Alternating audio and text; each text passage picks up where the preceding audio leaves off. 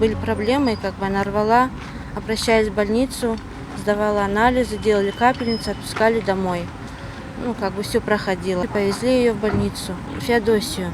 Оттуда их санавиацией отправили на Титово.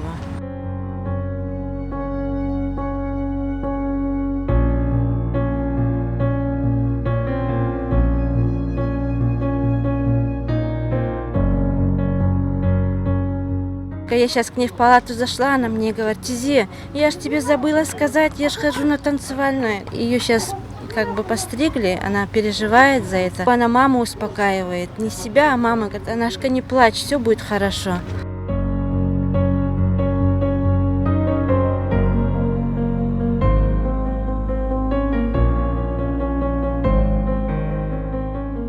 Очень тяжело говорить, средств не хватит у них. Джимат, мы просим вас о помощи, к ним пришла беда. Не думали, что так может случиться. Помогите, пожалуйста, кто как, чем может.